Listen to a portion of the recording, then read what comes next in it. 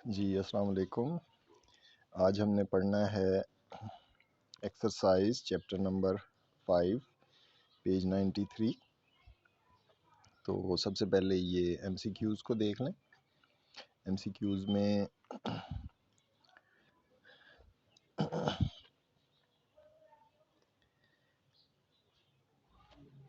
आप देखिए डेंसिटी जो है that is 1000 times density of liquids and solids is 1000 times then those of gases.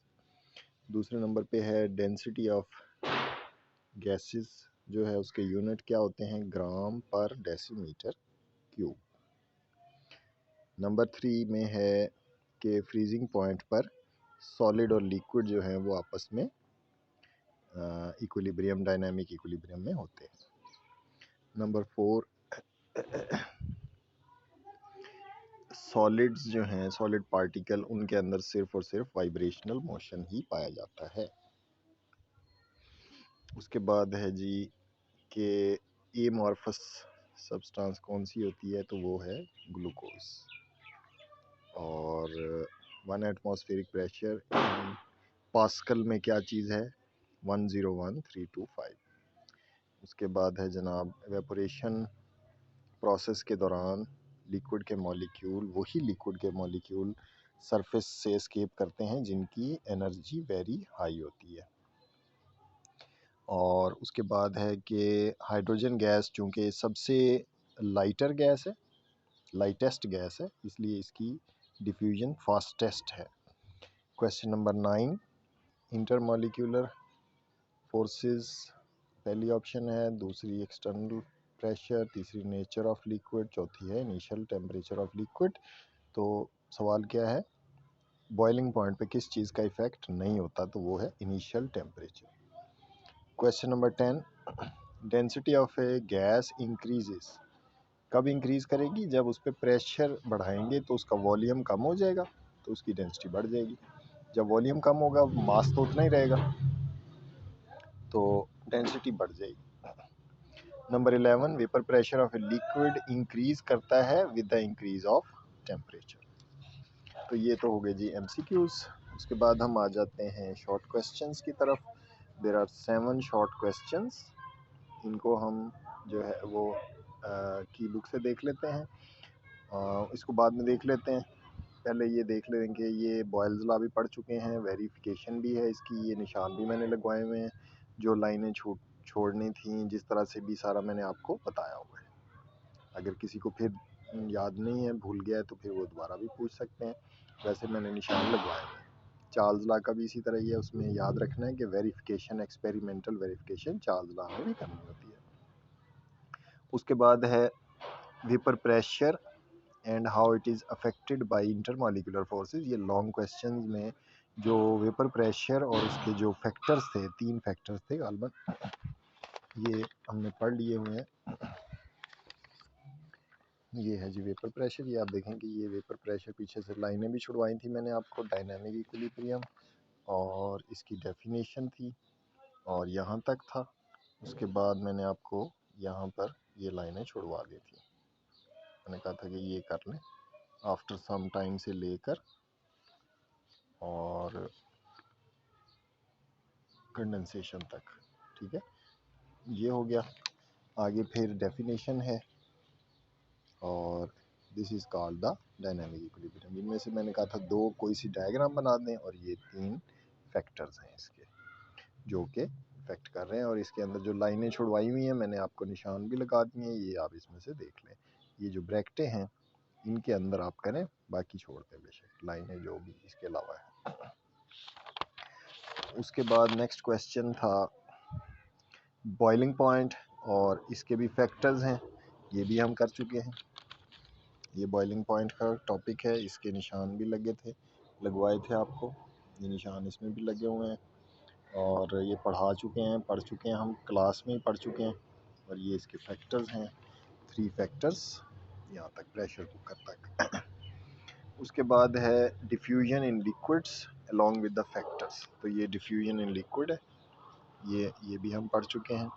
इसके जो है ये यहाँ पे डेफिनेशन है they move from high concentration to lower concentration, ये भी क्लास में पढ़ा हुआ है, निशान लगवाए हुए हैं, एग्जाम्पल भी दी हुई है इंक की, और फिर ये 4 फैक्टर्स हैं। ठीक है, तो यहाँ तक ये क्वेश्चन है डिफ्यूजन का। उसके बाद है differentiate between crystalline and amorphous solids, ये हमने लास्ट टाइम पढ़ा था, पहला दिन जो हमारा लेक्चर था। ये टाइप्स ऑफ सॉलिड्स, ये आप देखिए एमॉर्फस सॉलिड, क्रिस्टलाइन सॉलिड, यहाँ तक ये क्वेश्चन बनता है। ठीक है जी, ये लॉन्ग क्वेश्चन है, ये इसमें आ जाता है। उसके बाद हम आ जाते हैं शॉर्ट क्वेश्चंस की तरफ, शॉर्ट क्वेश्चन आंसर, तो ये हम की बुक से करते हैं।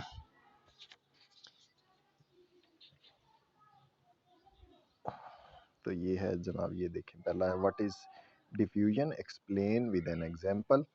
डिफ्यूजन की definition, from higher concentration to lower concentration, या वो वाली भी लिख सकते हैं आप, वो जो था random motion by random mixing of molecules by random motion and collision to form a homogeneous mixture, वो वाली भी लगा सकते हैं। और एग्जांपल में आप लिक्विड की या गैस की कोई भी, क्योंकि यहाँ पे कोई वो नहीं दी हुई, उन्होंने डिफ्रेंशिएट नहीं किया कि गैस वाली बतानी है या लिक्विड वाली, तो आपकी मर्ज़ी है, ये आपको आसान लगे तो ये कर लें, वो गैस वाली करें लगे तो वो कर लें। एग्जांपल ज़रूर देनी है आपने। कंसंट्रेशन का मीनिंग समझ लें, पेपर में नहीं पूछा जाएगा लेकिन वो अगले चैप्टर में आएगा, कंसंट्रेशन पढ़ेंगे हम, लेकिन अभी आपको आइडिया के लिए बता रहा हूँ कि अमाउंट ऑफ ए कंपाउंड और element per unit volume of solution, तो ये कंसंट्रेशन, कोई चीज़ किसी में ज़्यादा हो मिकदार में हो तो हम उसे कहते हैं हाई कंसंट्रेशन, कम मिकदार में हो तो लो कंसंट्रेशन। दूसरा सवाल है define standard atmospheric pressure, what are its unit, how it is related to pascal.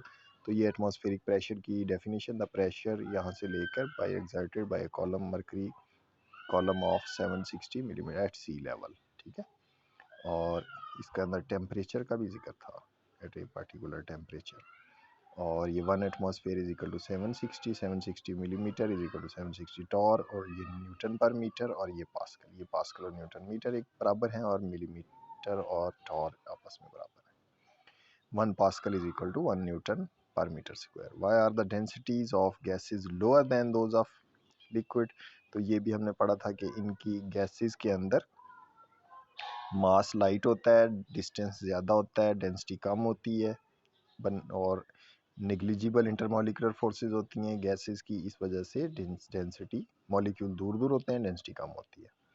What do you mean by evaporation, how it is affected by surface area, तो ये surface area का factor भी, और ये definition भी इसके अंदर आ गई, एट ऑल टेम्परेचर्स।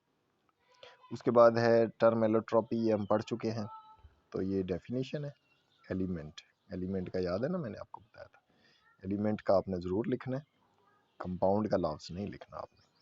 एग्जाम्पल है जी, कार्बन की जो फॉर्म्स हैं वो डायमंड है, ग्रेफाइट है, और बकी बॉल है। बकी बॉल जो हैं ये आपके लिए नया लफ्ज़ है, ये फुटबॉल शेप मॉलिक्यूल होते हैं, ये बड़ी खूबसूरत स्ट्रक्चर्स होती हैं।